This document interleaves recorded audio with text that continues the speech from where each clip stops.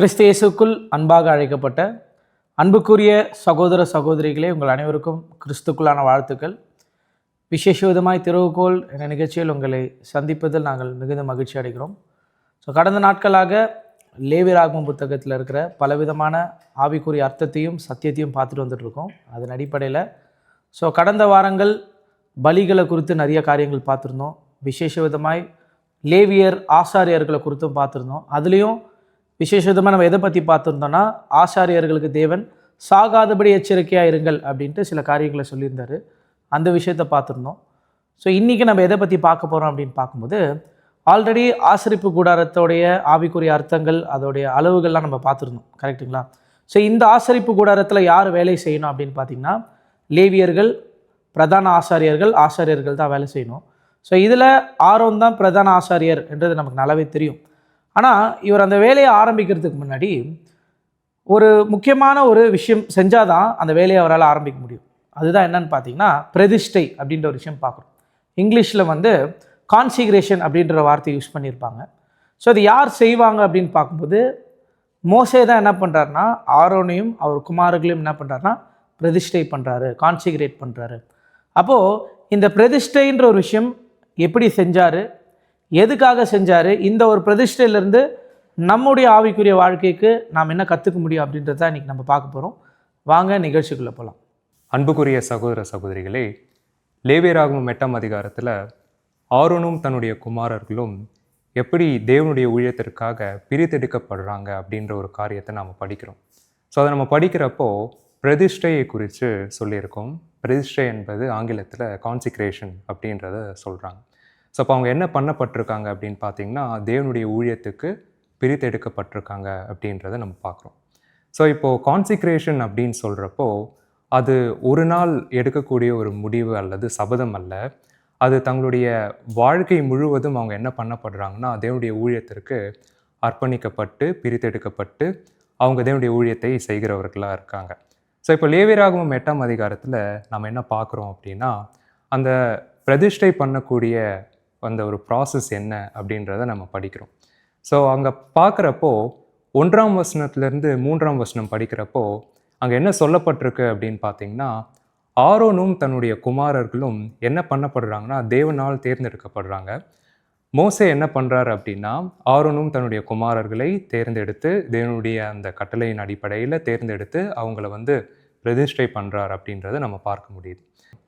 இரண்டாவதாக லேவியராகமம் 8ஆம் அதிகாரம் 6ஆம் வசனத்தில் மோசே ஆரோனும் தன்னுடைய குமாரர்களை ஜலத்தினால் அவர்களை சுத்திகரிக்கிறார் அப்படின்றத நம்ம பார்க்குறோம். தொடர்ந்து படிக்கிறப்போ லேவியராகமம் 8ஆம் அதிகாரம் 7ஆம் வசனத்துலேருந்து 9ஆம் வசனம் படிக்கிறப்போ அங்கே மோசே என்ன பண்ணுறாருன்னு பார்த்தீங்கன்னா, பரிசுத்த வஸ்திரத்தை ஆரோனும் தன்னுடைய குமாரர்கள் மேலே உடுத்துறார் அப்படின்றத நம்ம பார்க்கலாம். அடுத்து 12ஆம் வசனத்தில் என்ன பார்க்குறோம்னா, மோசே ஆரோனும் தன்னுடைய குமாரர்களை பரிசுத்த எண்ணெயினால் அபிஷேகம் பண்ணுறார் அப்படின்றத நம்ம படிக்கிறோம். அடுத்து 23ஆம் வசனத்திலிருந்து 24ஆம் வசனம் படிக்கிறப்போ மோசே இரத்தத்தை எடுத்து ஆரோனும் தன்னுடைய குமாரர்களுடைய வலது காதின் வடலிலும் வலது கையின் பெருவிரலிலும் வலது காலின் பெருவிரலில் இந்த இரத்தத்தை தடவுறார் அப்படின்றத நம்ம பார்க்குறோம்.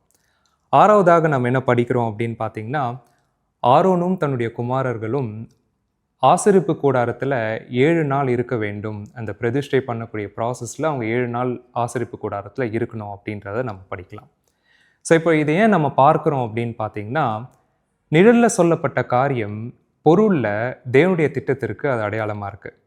உதாரணத்துக்கு இன்னைக்கு இந்த காலப்பகுதியில் வாழ்ந்துட்டு இருக்கக்கூடிய தேவனுடைய பிள்ளைகளுக்கு நம்ம அப்ளை பண்ணி பார்க்குறப்போ நம்மளுக்கு என்ன வசனம் ஞாபகத்துக்கு வருது அப்படின்னு பார்த்தீங்கன்னா, ரோமர் 12ஆம் அதிகாரம் 1ஆம் வசனம் ஞாபகத்துக்கு வருது. படிக்கலாம். அப்படி இருக்க சகோதரரே, நீங்கள் உங்கள் சரீரங்களை பரிசுத்தமும் தேவனுக்கு பிரியமுமான ஜீவ பலியாக ஒப்பு கொடுக்க வேண்டும் என்று தேவனுடைய இரக்கங்களை முன்னிட்டு உங்களை வேண்டிக் கொள்ளுகிறேன். இதுவே நீங்கள் செய்யத்தக்க புத்தியுள்ள ஆராதனை. இன்னைக்கு தேவனுடைய திட்டத்திற்கு இசைவாய் அழைக்கப்பட்டிருக்கிற தேவனுடைய பிள்ளைகள் என்ன பண்ணப்படுறாங்க அப்படின்னா, அவருடைய சித்தத்தை செய்கிறதற்காக பிரதிஷ்டை பண்ணப்படுறாங்க அப்படின்றத நம்ம பார்க்குறோம். அப்படி லேவியராகமம் 8ஆம் அதிகாரத்தில் பிரதிஷ்டை பண்ணக்கூடிய இந்த ஒரு ப்ராசஸை நம்ம பார்த்தோம். அது எப்படி இங்கே நிழலில் சொல்லப்பட்ட காரியம் பொருளுக்கு எப்படி பொருத்தமாக இருக்குது அப்படின்ற ஒரு விஷயங்களை நாம் இப்போ பார்க்கலாம். இப்போ முதலாவது என்ன பார்த்தோம் அப்படின்னா, மோசே வந்து ஆரோனையும் தன்னுடைய குமாரரையும் தேர்ந்தெடுக்கல, அவங்க தேவனால் தேர்ந்தெடுக்கப்பட்டவர்கள் அப்படின்றத நம்ம படிக்கிறோம்.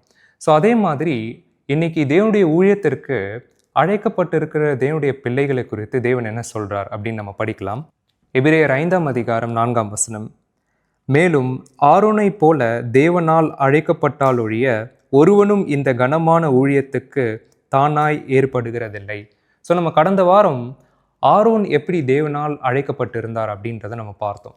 அதே மாதிரி இந்த காலப்பகுதியில் தேவனுக்கு ஊழியம் செய்யக்கூடிய தேவனுடைய பிள்ளைகள் தேவனால் அழைக்கப்பட வேண்டும். இந்த ஊழியத்துக்கு எப்படி ஆரோன் பிரதிஷ்டை பண்ணப்பட்டாரோ அதே போல் தேவனுடைய பிள்ளைகள் பிரதிஷ்டை தேவன் தேர்ந்தெடுத்த வண்ணமாகவே அவங்க பண்ணப்படுறாங்க அப்படின்றத நம்ம பார்க்கலாம்.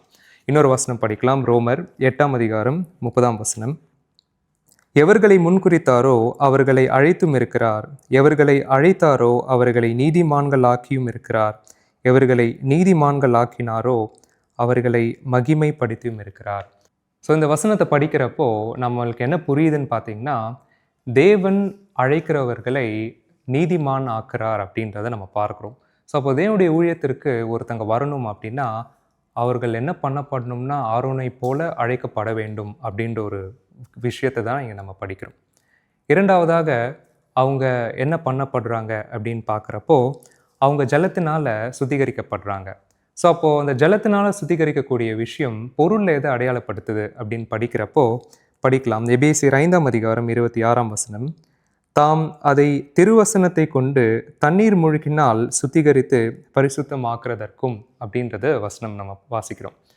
ஸோ அப்போது என்ன பண்ணப்படுறாங்கன்னா திருவசனத்தினால் தேவனுடைய பிள்ளைகள் சுத்திகரிக்கப்படுறாங்க அப்படின்ற ஒரு காரியத்தை நாம் இங்கே படிக்கிறோம். இன்னைக்கு வாழ்ந்துட்டு இருக்கிற தேவனுடைய பிள்ளைகள் தேவனுடைய வசனத்தினால் தன்னுடைய பிள்ளைகளை தேவன் சுத்திகரித்துட்டு இருக்கார் அப்படின்றத நம்ம படிக்கலாம். ஸோ மூன்றாவதாக மோசே என்ன பண்ணாருன்னா ஆரோனும் தன்னுடைய குமாரர்கள் மேலே அந்த பரிசுத்தமான வஸ்திரத்தை, அந்த ஆசாரியத்துவத்துக்கு ஏற்ற வஸ்திரத்தை உடுத்தார் அப்படின்றத நம்ம படிக்கலாம். மூன்றாவதாக நம்ம பார்க்குறப்போ மோசே இந்த ஆசாரியத்துவத்துக்கு ஏற்ற வஸ்திரத்தை ஆரோனும் தன்னுடைய குமாரர்கள் மேலே உடுத்துறார் அப்படின்றத நம்ம படிக்கலாம். ஸோ இதற்கு இணையாய் நம்மளுடைய வசனங்கள் பார்க்குறப்போ படிக்கலாம்.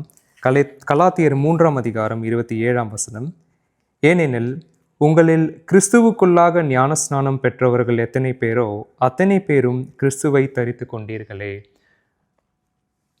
தேவனுடைய பிள்ளைகள், ஞானஸ்தானம் எடுத்த தேவனுடைய பிள்ளைகள் எல்லாம் கிறிஸ்துவை தரித்து கொண்டீர்களே அப்படின்ற ஒரு விஷயத்தை தான் இந்த வசனம் சொல்லுது. அப்போது இந்த ஆசாரியத்துவத்துக்குள்ளாக வந்த தேவனுடைய பிள்ளைகள், தங்களை இந்த ஒரு ஊழியத்திற்கு அர்ப்பணித்த பிள்ளைகள் ஞானஸ்தானம் எடுக்கிறப்போ அவங்க கிறிஸ்துவை தரித்து கொள்கிறாங்க அப்படின்றது தான் இந்த வசனம் சொல்லுது. இதற்கு இணையாய் நம்ம ஏசாயா 61ஆம் அதிகாரம் 10ஆம் வசனம் படிக்கலாம். கர்த்தருக்குள் பூரிப்பாய் மகிழ்கிறேன், என் தேவனுக்குள் என் ஆத்துமா களி கூறுகிறது. மணவாளன் ஆபரணங்களினால் தன்னை அலங்கரித்து கொள்ளுகிறதற்கும் மணவாட்டி நகைகளினால் தன்னை சிங்காரித்து கொள்ளுகிறதற்கும் ஒப்பாக அவர் இரட்சிப்பின் வஸ்திரத்தை எனக்கு உடுத்தி நீதியின் சால்வையை எனக்கு தரித்தார் அப்படின்றது தான் வசனம் சொல்லுது. ஸோ அப்போது ரட்சிப்பின் வஸ்திரத்தை என்ன பண்ணுறாருன்னு பார்த்தீங்கன்னா ஞானஸ்தானம் எடுக்கிறப்போ தேவனுடைய பிள்ளைகளுக்கு உடுத்துறார் அப்படின்றத நம்ம பார்க்குறோம். இது கிறிஸ்துவின் நிமித்தமாக நம்மளுக்கு கிடைக்கக்கூடிய ஒரு மிகப்பெரிய ஒரு பாக்கியமாக இருக்குது. ஸோ நான்காவதாக நம்ம பார்க்குறப்போ மோசே வந்து ஆரோனும் தன்னுடைய குமாரர்களை பரிசுத்த எண்ணெயினால் அபிஷேகம் பண்ணினார் அப்படின்றத நம்ம பார்க்கலாம். ஸோ அதற்கு இணையாய் 2 கொரிந்தியர் 1ஆம் அதிகாரம் 21ஆம் வசனம் 22ஆம் வசனம் படிக்கலாம். உங்களோட கூட எங்களையும் கிறிஸ்துவுக்குள் ஸ்திரப்படுத்தி நம்மை அபிஷேகம் பண்ணினவர் தேவனே, அவர் நம்மை முத்திரித்து நம்முடைய இருதயங்களில் ஆவியனும் அச்சாரத்தையும் கொடுத்திருக்கிறார். ஸோ அப்போ இந்த ஒரு ஊழியத்துக்கு பிரதிஷ்டை பண்ணப்பட்ட தேவனுடைய பிள்ளைகள் தேவன் என்ன பண்ணியிருக்கார் அப்படின்னு பார்த்தீங்கன்னா பரிசுத்த ஆவியினால் அபிஷேகம் பண்ணியிருக்காரு. ஸோ இந்த ஒரு ஊழியத்திற்கு அவர்கள் என்ன தேர்ந்தெடுக்கப்பட்டு அவர்கள் இதற்காக பிரதிஷ்டை பண்ணப்பட்டிருக்காங்க. ஸோ அதற்கு தேவன் பரிசுத்த ஆவியினால் அவங்கள வழிநடத்துகிறார் அப்படின்றத நம்ம புரிஞ்சுக்கிறோம். ஐந்தாவதாக ஆரோனும் தன்னுடைய குமாரர்களுடைய வலது காதிலேயும் வலது கையினுடைய பெரும் விரலிலும் வலது காலினுடைய பெரும் விரலில் தடவினார் அப்படின்றத நம்ம படிக்கலாம். ஸோ ரத்தம் என்பது கிறிஸ்துவனுடைய ஜீவனை அடையாளப்படுத்துது அப்படின்றத நம்ம பார்க்குறோம். இந்த காரியமானது என்ன சொல்லுது அப்படின்னு பார்த்தீங்கன்னா, கிறிஸ்துவனுடைய ஜீவனுக்குரிய சத்தியத்தை என்னுடைய பிள்ளைகள் கேட்கிறதாயும் அதற்கேற்றபடி அவங்க கிரியைகளிலே காண்பிக்கிறதாயும் அவர்கள் அந்த சத்தியத்தின் அடிப்படையில் நடக்கிற காரியங்களை இது அடையாளப்படுத்திட்டு இருக்கு அப்படின்றத நம்ம பார்க்கலாம். கடைசியாக இந்த ஊழியத்துக்கு பிரதிஷ்டை பண்ணப்பட்டவர்கள் 7 நாள் ஆசரிப்பு கூடாரத்தில் இருக்கணும் அப்படின்றது தான் லேவியராகமம் 8ஆம் அதிகாரத்தில் நம்ம படிக்கிறோம். 7 என்கிற எண் பூரணத்தை அடையாளப்படுத்துது. ஆங்கிலத்தில் சொல்லணும்னா பெர்ஃபெக்ஷன். ஸோ அப்போது இது எதை குறித்து பேசிகிட்டு இருக்கு அப்படின்னு பார்த்தீங்கன்னா, தேவனுடைய பிள்ளைகள் இந்த ஊழியத்துக்கு அவங்க தேர்ந்தெடுக்கப்பட வேண்டும் என்றால் அவங்க தங்களை தாங்கள் முழுமையாக இந்த ஒரு ஊழியத்திற்கு அர்ப்பணிக்க வேண்டும் அப்படின்ற ஒரு விஷயங்களை இது சொல்லிட்டு இருக்கு. அப்படி அவங்க அர்ப்பணிச்சாதான் இந்த ஒரு ஆசாரியத்துவத்துக்கு அவங்க பிரதிஷ்டை பண்ணப்படுவார்கள். அந்த ஒரு பிரதிஷ்டை ஒரு பெர்ஃபெக்ஷனான ஒரு கண்டிஷனுக்கு போகும் அப்படின்றத நம்ம பார்க்குறோம். நம்ம பார்த்த காரியங்களை சுருக்கமாக நம்ம சொல்லணும்னா, அர்ப்பணிக்கப்பட்ட தேவனுடைய பிள்ளைகள் தான் தேவனுடைய ஊழியத்தை செய்ய முடியும் அப்படின்றத நம்ம புரிஞ்சுக்கிறோம். அதே மாதிரி பிரதிஷ்டை பண்ணப்பட்ட தேவனுடைய பிள்ளைகள் தான் தேவனுடைய ஊழியத்தை செய்ய முடியும் அப்படின்ற ஒரு விஷயங்களை இந்த ஒரு பாடத்தில் நம்ம தெரிஞ்சுக்கிறோம். கடைசியாக ஒரு வசனம் படிக்கலாம். 1 பேதுரு 2ஆம் அதிகாரம் 9ஆம் வசனம். நீங்களே உங்களை அந்தகாரத்தினின்று தம்முடைய ஆச்சரியமான ஒளியிடத்திற்கு வரவழைத்தவருடைய புண்ணியங்களை அறிவிக்கும்படிக்கு தெரிந்து கொள்ளப்பட்ட சந்ததியாயும் ராஜரீகமான ஆசாரிய கூட்டமாயும் பரிசுத்த ஜாதியாயும் அவருக்கு சொந்த ஜனமாயும் இருக்கிறீர்கள். ஸோ அப்போ தேவனால் தேர்ந்தெடுக்கப்பட்ட பிள்ளைகள் தேவனுடைய சொந்த ஜனமாக இருக்கிறாங்க அப்படின்ற ஒரு விஷயத்தை தான் நம்ம பார்க்குறோம்.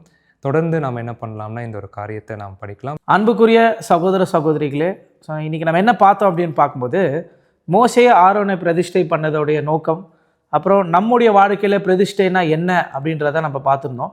இந்த பிரதிஷ்டை எப்படி பண்ணலாம் அப்படின்றத பார்த்துருந்தோம். ஆனால் அடுத்த வாரம் நம்ம என்ன பார்க்க போகிறோம் அப்படின்னு பார்த்தீங்கன்னா, பிரதிஷ்டை செய்தவர்கள் என்ன செய்யக்கூடாது அப்படின்ற காரியத்தை தான் நம்ம பார்க்க போகிறோம். இணைந்திருங்கள் கிறிஸ்துவோடனே.